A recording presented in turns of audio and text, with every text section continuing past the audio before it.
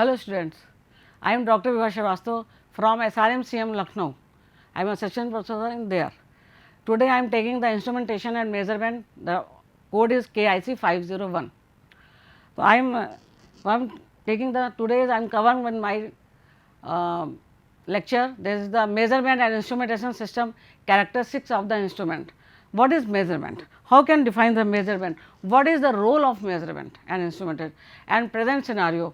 The measurement and instrumentation is very important part for the, we can't live without this. The measurement we can define as the measurement, the process of determining the amount, degree or capacity of comparison, direct or indirect with accepted standard of the system using being used. okay? मतलब ये है कि हम कोई भी measurement करते हैं तो वहाँ पे हम क्या करते हैं, एक हम मेजर्ड वैल्यू स्टैंडर्ड वैल्यू लेते हैं, उससे हम उसको कंपेयर करते हैं. This is the comparison between एक measured value and standard value. तो जब हम उसको मेज़र करेंगे तो कैसे मेज़र करेंगे, उसके लिए हमें कोई इंस्ट्रूमेंट चाहिए, तो वो हमारा होता है instrument. Instrument is a device और mechanism use to determine the present value of the quantity under the measurement. अब मेजरमेंट हो गया, इंस्ट्रूमेंट हो गया. How can define the instrumentation system? Instrumentation is the system that technology using instrument to measure and control the physical and chemical properties of material is called instrumentation. हम अगर instrumentation का measurement को use करते हैं measuring as well as controlling in the industry purpose, industry में where manufacturing के लिए, designing के लिए, कन्वर्जन के लिए, तो वहाँ पे हम उसे कहते हैं प्रोसेस इंस्ट्रूमेंटेशन. अगर हम दोनों को कंबाइंड यूज़ करते हैं और उसका इम्पल्स हमारा जो होता है वो एक रिमोट एक्शन के फॉर्म में होता है तो उसे हम कहते हैं कंट्रोल सिस्टम. तो अगर हम इसको और समझेंगे तो मेजरमेंट हमारा जो है that is just this is your, तो ये हमारी नोन क्वांटिटी होती है, that is your known value. This is the measurand and this is your output. तो ये हमारा क्या हो गया, ये हम जो हम इनपुट दे रहे हैं ये हमारा क्या हो रहा है, दैट इज योर मेजरमेंट. ये हमारा मेजरमेंट होता है. तो दिस इज योर मेजरमेंट. तो measurement have a very important role for that thing. This is the measuring system. क्या क्या एलिमेंट हम मेजरिंग सिस्टम में यूज़ करते हैं? जो फर्स्ट वन इज हमारा मेजर्ड वेरिएबल, जैसे अभी आपको दिखाया भी था हमने कि हमारा मेजर्ड वैल्यू पे you can say the input. फिर हमें उसको कन्वर्ट करना, कौन सा सेंस करेगा, how will be the sensor, we are use the sensors. Sensor हो गया, फिर हमने सेंसर और ट्रांसड्यूसर भी कैन यूज, फिर उसको कन्वर्ट करना है. सपोज हमने कोई मैकेनिकल क्वांटिटी ली है तो उसको किस में, वोल्टेज में, करंट में करना है. फिर हमने उसको यहाँ पे कन्वर्ट किया. कन्वर्ट करने के बाद फिर हम क्या करते हैं, उसको सिग्नल प्रोसेसिंग करते हैं. तो या तो हम यहाँ पे डायरेक्ट आउटपुट ले लेते हैं या फिर उसको हम ट्रांसमिशन के लिए ले जाते हैं. तो ट्रांसमिशन के लिए जब ले जाते हैं तो we can use the remote point. That is the पूरा यहाँ पे recording presentation what we will required, जो भी हमें रिक्वायरमेंट है उसके हिसाब से यहाँ पे हम क्या ले लेते हैं, आउटपुट ले लेते हैं. तो this is your basic elements of the measuring system.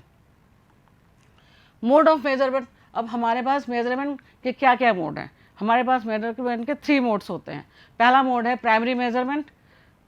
पहला मोड है हमारा प्राइमरी मेजरमेंट जो कि हम एक बार कन्वर्जन होता है. जैसे अगर हमने अभी पहना हुआ है this is red colour, this is the orange colour, तो वी कैन कंपेयर डायरेक्टली. यहाँ पे कोई हम और चीज़ नहीं ले रहे हैं, तो we can consider the red and orange. This is the single measurement. और जैसे measurement of time by counting the number of strokes of a clock, तो उसमें से एक ही स्ट्रोक्स एक मेजरमेंट कर रहा है. सेकेंडरी मेजरमेंट वो होता है जहाँ पे हम एक कन्वर्जन यूज़ करते हैं. जैसे आपका प्रेशर बाय द मैनोमीटर, तो मैनोमीटर में वी कैन कंपेयर द, एक 2 मैनोमीटर ट्यूब लेते हैं, उसमें हाइट कंपेयर करते हैं, फिर उसको हम कहते हैं there is a 1 conversion. And treasury measurement वो होता है जहाँ पे हम यूज़ करते हैं 2 कन्वर्जन. वहाँ पे हमारा क्या होता है, we can use first convert, जैसे Bourdon tube. Bourdon tube में हम अगर कोई चीज़ प्रेशर मेजरमेंट कर रहे हैं तो पहले हमारा जो उसमें लीनियर उसमें जाएगा, लेंथ में जाएगा, फिर उसे कन्वर्ट करेगा वो प्रेशर में. तो 2 बार कन्वर्जन होता है. तो वहाँ पे हमारा क्या होता है, that is called treasury measurement. This is the application of, lot of application of measurement. आप डेली लाइफ में यूज़ कर सकते हैं, साइंस एरिया में है, रिसर्च एरिया में है, controlling and every area. Here I can mention the industry purpose. We are using the application, here we are using the industry purpose, monitoring of process and its operation. Without measurement we can't monitor the process industries or automation part. So we can use the application, the main application is the monitoring of process and operation. You can use sensor, mathematical model, output decision and fault indication. So with the help of this we can give the input. अभी आपको एक block diagram बनाया था, there is also there is the input. This is the input, ये हमारा input जा रहा है, फिर हमारा सेंसर से आपने देखा था हमारे पैरामीटर्स में, फिर हमने क्या अगर यूजिंग द आउटपुट, अब decision you can take as per your requirement, जैसी हमें ज़रूरत होती है. Without measurement not possible to monitor the large process operations, हम मेजर नहीं कर सकते हैं. एक्सपेरिमेंटल एनालिसिस आप देख रहे हैं कि हमारे एक्सपेरिमेंट जितनी भी एनालिसिस लार्ज, देखिए this is measurement is not for small, small के लिए भी होता है और बड़े के लिए भी होता है. जहाँ पे लार्ज डेटा है तो हम विदाउट मेजरमेंट उसको पॉसिबल नहीं है कि हम उसे कर सकें. तो वहाँ पे भी हमारी एक्सपेरिमेंटल एनालिसिस जो होती है with the help of the measurement instrument and instrumentation system. Automatic and control process and their operations and present automation. Automation हमारा हर तरफ है. we require automation, we are going to the artificial intelligence, we are going to the automation process. So we are reducing the manual concept. तो वहाँ पे भी without automation, बस this is the fact is that only open loop, here we are using as a this is your closed loop. तो यहाँ पे हमारा क्या है, that is your full automation. हमने एक बार उस पर सेट पॉइंट दे दिया, that is your input, controllers, actuator, फिर यहाँ पे आपका प्रोसेस हो रहा है, then we control the sensor, then again revert to the process. This is the continuous ये हमारा मूवमेंट होता रहता है. This is the automation, there is no need of the manual interruptions. This is the main at present scenario is the main application for the this is automation process. Large industries, chemical industries, process industries, there is manual interruption is not possible, then using the our instrumentation measurement systems. Classification of instrument, lot of instruments, you can classification you can divide as the mode of the instrument, direct instrument, touch instrument and indirect instrument. But we are using classified in the according the rules, absolute and secondary instruments. The first is my absolute and the second is secondary instrument. Lot of instruments के अलावा भी बहुत से होते हैं, हमने main लिए हुए हैं. तो absolute instrument हमारा डायरेक्ट इंस्ट्रूमेंट जो कि हमें कहीं पे जैसे galvanometer, tangent galvanometer, that is your absolute instrument. Secondary instrument वो होते हैं जो हम एब्सोल्यूट इंस्ट्रूमेंट को लेके उसको यूज़ करते हैं, that is your secondary instrument. Analog and digital instrument. Analog instrument हमारे जहाँ कॉन्टीन्यूअस हमें डिफ्लेक्शन मिलता है या रीडिंग मिलती है, जैसे हमारा वोल्ट मीटर, एमीटर, या एनालॉग रिस्ट. डिजिटल इंस्ट्रूमेंट में हमारा डिस्क्रीट फॉर्म में डेटा रहता है, डिस्क्रीट में रहता है, जैसे डिजिटल वॉच, बहुत सारे इसके instrument. Then mechanical, electrical, electronics instrument, all instrument have their own identity. Mechanical instrument, electrical instrument, electronic instrument. अब आप कहेंगे कि मैकेनिकल, इलेक्ट्रिकल, इलेक्ट्रॉनिक इंस्ट्रूमेंट हम एआई के ज़माने में क्यों बात कर रहे हैं. Mechanical instrument is the base instrument. ये हमारा बहुत सी जगह हमें मैकेनिकल इंस्ट्रूमेंट ही आज भी हम यूज़ करते हैं. इलेक्ट्रिकल इंस्ट्रूमेंट, मैकेनिकल के बाद ये हायरार्की है, मैकेनिकल, इलेक्ट्रिकल, इलेक्ट्रॉनिक इंस्ट्रूमेंट. तो मैकेनिकल इंस्ट्रूमेंट हमारे हैवी होते हैं और बहुत नॉइजी होते हैं. इलेक्ट्रिकल इंस्ट्रूमेंट में भी हमारा क्या होता है कि इलेक्ट्रिकल इंस्ट्रूमेंट में भी हम मैकेनिकल प्लस इलेक्ट्रिकल लेते हैं, जैसे स्प्रिंग कोई लगी हुई है या कोई कॉन्टैक्ट है, तो वहाँ पे भी हमारा थोड़ा सा वो बल्कि और नॉइजी हो जाता है. इलेक्ट्रॉनिक इंस्ट्रूमेंट में जिसने आके एकदम से बूम किया, we are using the semiconductors. यहाँ पे हम क्या यूज़ करते हैं, सेमीकंडक्टर्स. सेमीकंडक्टर्स यूज़ करने की वजह से दैट इज़ हमारा इससे वेट भी बहुत कम हो जाता है, लाइट वेट हो जाते हैं, स्पीड इसकी फास्ट हो जाती है. तो this is the out of आपके इलेक्ट्रॉनिक इंस्ट्रूमेंट. नेक्स्ट हम आते हैं आपके self contained and automatic instrument. Self contained आपके जहाँ पे हमें मैनुअल ऑपरेटर का मैनुअल एंड ऑटोमेटिक एक रह गया है, manual and automatic instrument. Manual instrument हमारे जो होते हैं जहाँ पे हमें ऑपरेटर की ज़रूरत पड़ती है, ऑपरेटर उसको वर्क करता है, कंट्रोल डेस्क है, उसको ऑपरेटर चला रहा है. ऑटोमेटिक में हमने उसको पूरा भी आपको दिखाया भी था कि ऑटोमेशन प्रोसेस का, कि वहाँ पे हमें कुछ नहीं करना है, एक बार हमने इनपुट सेट कर दिया, फिर वो कॉन्टीन्यूअस प्रोसेस करो जब तक कि उसमें हम कोई पैरामीटर चेंज नहीं करेंगे. एक होते हैं सेल्फ कंटेन ऑटोमेटिक पैरामीटर्स आपके जो हैं, सेल्फ ऑपरेटेड भी हैं. वहाँ पे भी क्या है कि एक बार हमने डेटा डाल दिया, कॉन्टीन्यूअस प्रोसेस है, 365 डेज हमारी वहाँ पे वर्किंग चल रही है, मेजरमेंट भी करना है, कॉन्टीन्यूअस मेजरमेंट हमें चाहिए, उसको रिकॉर्ड भी करना है सारी चीज़. तो उस कॉन्टीन्यूअस मेजरमेंट के लिए हमें यहाँ पे हर चीज़ हमने एक बार डिफाइन कर दी. तो जो भी सपोज टेम्परेचर, अगर यहाँ पे हमने टेम्परेचर सेट कर दिया 300 degree centigrade only one time, तो जब वो पूरा साइकिल हमारा, ये पूरा प्रोसेस हमारा कंप्लीट हो जाता है, उसके बाद वो क्या करता है, फिर अगेन वो जब स्टार्ट करता है तो कहाँ से करेगा, 300 डिग्री सेंटीग्रेड से करेगा। This is your self operated. आपके सारे हमारे सेल्फ पावर ऑपरेटेड इंस्ट्रूमेंट, बहुत सी जगह हमें, जैसे पावर प्लांट है, आपका बॉयलर है, वहाँ पे है जहाँ पे मोर देन 2000 डिग्री टेम्परेचर है, तो वहाँ पे हम बहुत सी चीज़ें नहीं बट हमें मेजरमेंट करना है, वहाँ उसका टेम्परेचर भी मेजरमेंट करना है। We are using the sensor, special sensors भी आते हैं, but then the field we are using the power operated instruments, heavy duty instrument, hydraulic based instrument in where जहाँ पे बहुत ज़्यादा टेम्परेचर है, वहाँ पे हम इलेक्ट्रॉनिक्स इंस्ट्रूमेंट या डिजिटल इंस्ट्रूमेंट नहीं लगा सकते हैं, तो वहाँ पे हम प्रेफर करते हैं पावर ऑपरेटेड इंस्ट्रूमेंट्स। या फिर हैवी ड्यूटी, जैसे आपका हाइड्रोलिक सिस्टम लगा है, वॉल्व को ओपन करना है, क्लोज करना है, तो वो क्या होगा, वो उससे ऑपरेट होगा, हैवी पावर। यहाँ आपका पावर्स का मतलब आपका वोल्टेज नहीं है, that is the heavy duty operated instrument. Next is your है डिफ्लेक्शन एंड नल ऑपरेशन। ये बहुत ज़्यादा यूज़ होते हैं हमारे इंजीनियरिंग पर्पज़ में भी। डिफ्लेक्शन, जहाँ पे जैसे आपका पॉइंटर हमारा मूव करता है लेफ़्ट टू राइट। नल, हमारे नल आउटपुट इंस्ट्रूमेंट होते हैं, जहाँ पे हमारी जो नल जीरो रीडिंग पे हम उसको लेके काम करते हैं। ये जो हमारा नल आउटपुट इंस्ट्रूमेंट होते हैं, नल टाइप के इंस्ट्रूमेंट होते हैं, ये बेटर होते हैं डिफ्लेक्शन टाइप से, इसलिए हम बहुत सी जगह पे नल इंस्ट्रूमेंट्स यूज़ करते हैं। फंक्शंस क्या होता है इंस्ट्रूमेंट का, before going to the function हमारी क्या ज़रूरत होती है, जब हम किसी इंस्ट्रूमेंट को सेलेक्ट करते हैं तो हमें क्या क्या चाहिए, किसी इंस्ट्रूमेंट को हमें परचेज़ करना है या लेना है, तो क्या हम देखेंगे उसमें, सबसे पहले देखते हैं कि उसकी एक्यूरेसी क्या है, वो कैसा काम करता है, कहाँ पे यूज़ करना है, फिर उसकी एप्लीकेशन क्या है, किस चीज़ के लिए। देख, इतने सारे मैंने आपको इंस्ट्रूमेंट्स बताए हुए हैं, तो आप ये सोच सकते हैं कि सारे एक ही जगह तो नहीं यूज होते हैं। As per application, as per application, as per requirement हम इसको यूज़ करते हैं। तो ये हमारे होते हैं इसके।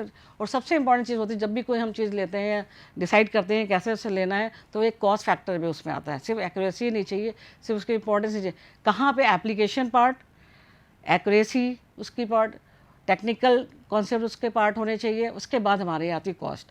तो ये हमारे पैरामीटर्स हैं जब हम भी किसी इंस्ट्रूमेंट को सेलेक्ट करते हैं।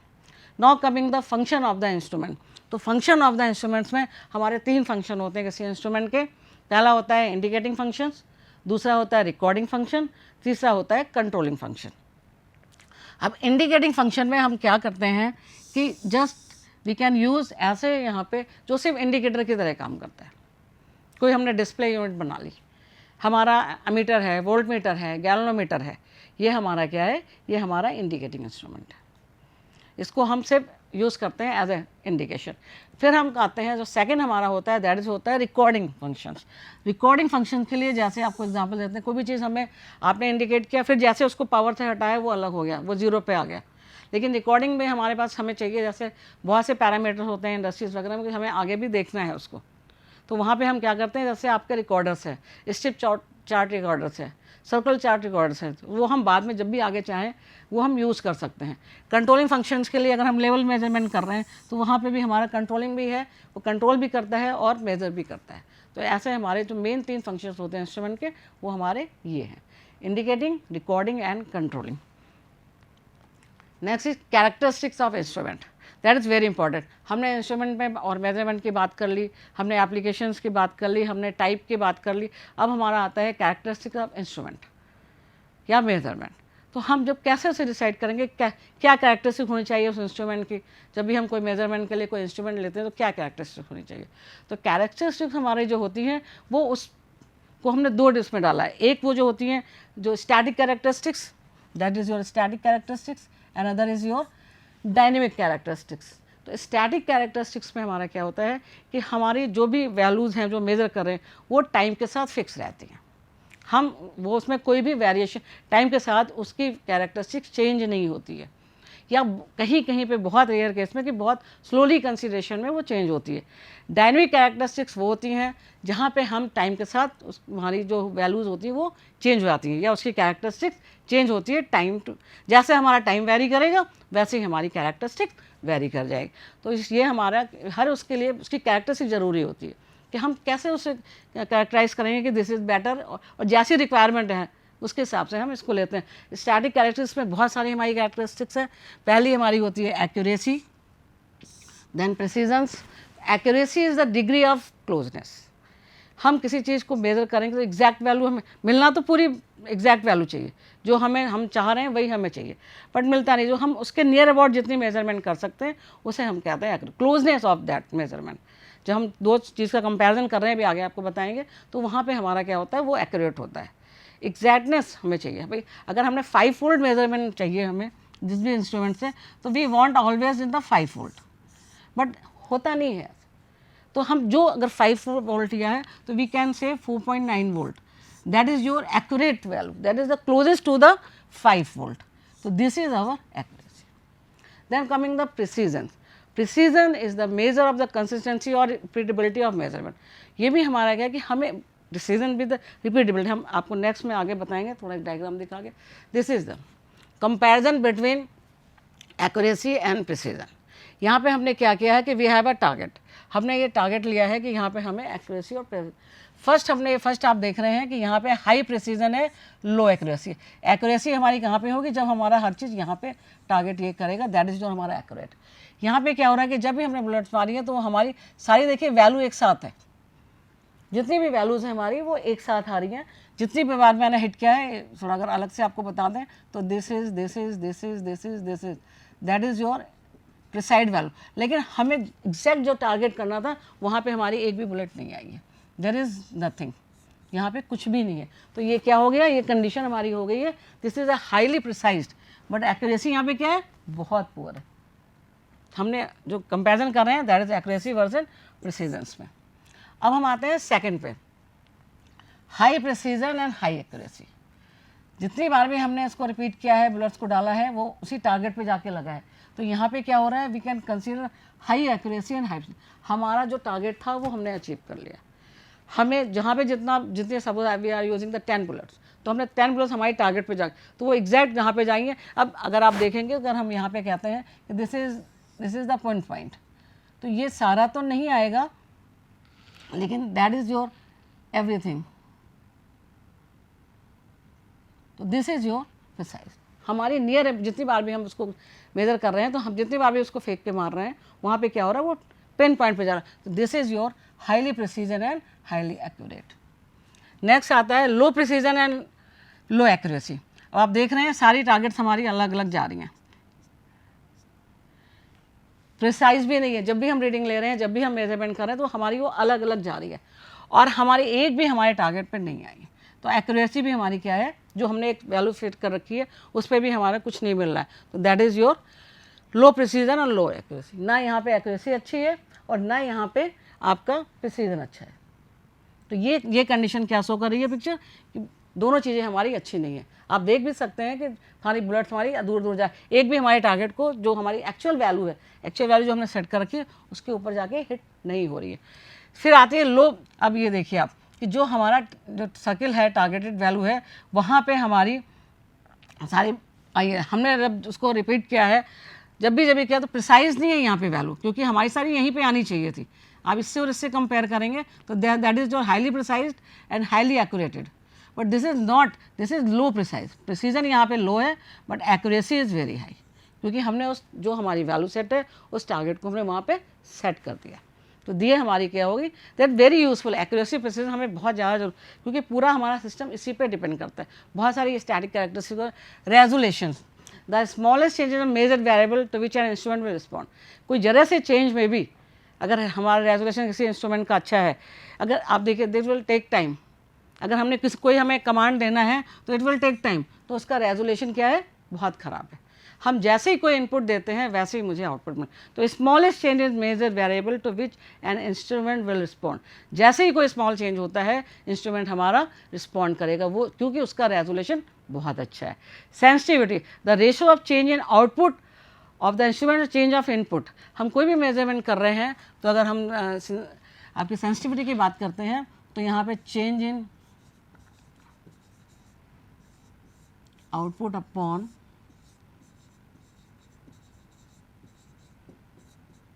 इनपुट, दैट इज़ योर, कोई भी हमने मेजर वैल्यू किया है, जो हमारा आउटपुट आ रहा है उसको जब उसको इनपुट से डिवाइड कर देंगे तो वो हमारी क्या हो जाएगी, वो हमारी सेंसिटिविटी हो जाती है।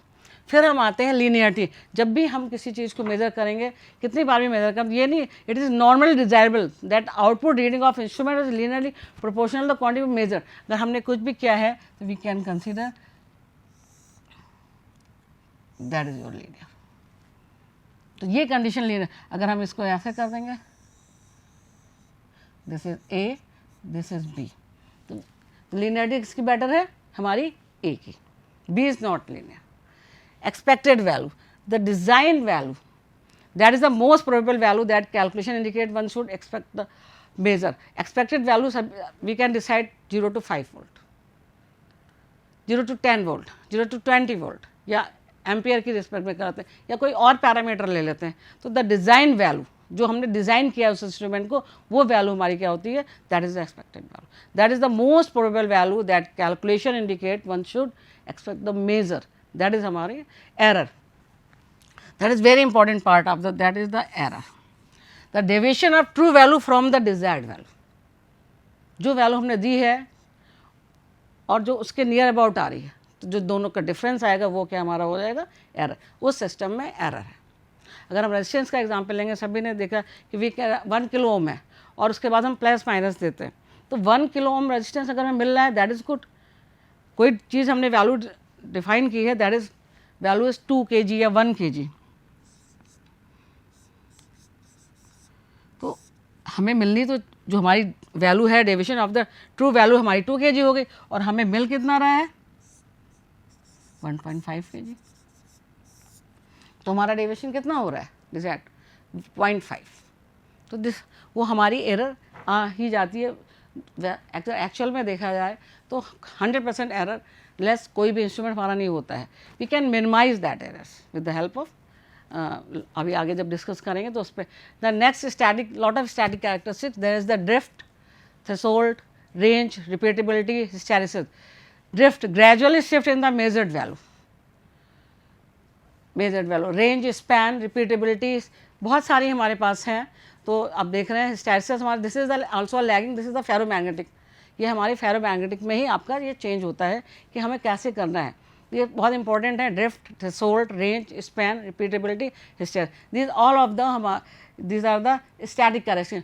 दिस इज द माई, एक आपका हिस्टेरिसिस कर्व है, इसमें भी आप देख रहे हैं कि कैसे हमारा पहले बढ़ता है, फिर ये जब जाता है, फिर एक स्टेबल होता है, फिर सब डिक्रीज़ करते हैं। तो इंक्रीज और डिक्रीज में हमारा क्या होता है? एक बार मैग्नेटाइज होता है, दोबारा डीमैग्नेटाइज होता है। Now coming the dynamic characteristics. तो डायनेमिक कैरेक्टरिस्टिक जो हमारी टाइम के साथ चेंज होती हैं, इसमें 3 मेन है: speed of response, Fidelity and lag. तो एक हमारी डायनेमिक एरर भी होती है जो मैंने इसमें मेंशन नहीं किया हुआ है, लेकिन वो it is the speed of response. Again saying, it is the ability of a system respond to a sudden change in the input. जैसे ही हम किसी चीज़ को यूज़ करते हैं तो हमें उसका रिस्पॉन्स भी वैसे ही मिलना चाहिए। ये नहीं कि मैं अभी हमने एक बटन क्लिक किया और इसका रिस्पॉन्स 5 मिनट बाद आ रहा है। I just open the mobile और उसको प्रेस करते हैं, उसका रिजल्ट हमारा 15 मिनट्स बाद आता है। तो that speed is very slow. तो हमें जब भी हम दैट इज, आपका अगर काम चल रहा है तो we are using speed response. Then fidelity is the degree to which an instrument indicate the change in the measured variable without dynamic error. Fidelity, जैसे ही हमारा कोई इंस्ट्रूमेंट में चेंज करता है वो तुरंत उसको डिग्री ऑफ चेंज, जो भी हमारा कुछ चेंज करेगा तो इंस्ट्रूमेंट हमारा तुरंत उसको क्या करेगा? इज ऑल, हमारी कंडीशन क्या है यहाँ पे? स्टैटिक नहीं है, we are using in dynamic condition. हमारा मेजरमेंट कॉन्टीन्यूअस चल रहा है, तो उस समय ये हमारी fidelity. It is the degree to which an instrument indicates the change in the measured variable without dynamic error. Lag is the retardation और डिले। ये बहुत बड़ी प्रॉब्लम है हमारे सिस्टम में कि we are consider lot of automation is there, AI is there, all advanced technologies, but lagging in, especially in process industry. Lag means that is your delay. This is the important for the delay. I want to give a signal just now, or we are using the remote sections, not in the direct. If we are using the remote section, there is a lagging. अभी हम signal को देते हैं, they are microseconds, millisecond, but there is some delay. तो ये भी हमारा है जो 2 तरह के होता है, प्रोसेस लैग होती है, कंट्रोल लैग, क्योंकि हम इंडस्ट्री के रिस्पेक्ट में बात करेंगे तो हमारा प्रोसेस लैग भी होता है, कंट्रोल। अगर एक सिग्नल हमने 2 किलोमीटर से दिया हुआ है और उसे कंट्रोल रूम में जाना है और उसको प्रोसेस करना है कि वॉल्व हमारा ओपन होगा, that is a micro second delay. But there is a some delay, millisecond delay. तो दिस इज आवर लैग. ये अभी भी है, वी आर डूइंग बेट कि हम और अच्छा करेंगे इस पे. तो ये हमारा कंट्रोलिंग लैग भी है. अब हम पैरामीटर्स कंट्रोल कर रहे हैं, वी हैव 2 पैरामीटर्स 1 and 2. तो we are suppose addition, subtraction या एनीथिंग कंट्रोलिंग ज़्यादा इंस्ट्रूमेंट के रिस्पेक्ट में करेंगे. We are using the valve, we are using the any actuator. At that time we are as the some lagging. क्योंकि और one thing more, one as a positioner, जब हम तीनों को लेके एक साथ चलते हैं, अगर तीनों हमारा सिंक्रोनाइजेशन नहीं होगा तो वो हमारा काम नहीं हो पाएगा. तो हमारी वहाँ पे क्या हो जाएगी, लैगिंग, डिले हो जाएगा. तो ये सिग्नल डिले रहता है, कितना भी हम एडवांस कर दें. तो ये that is okay. Thank you.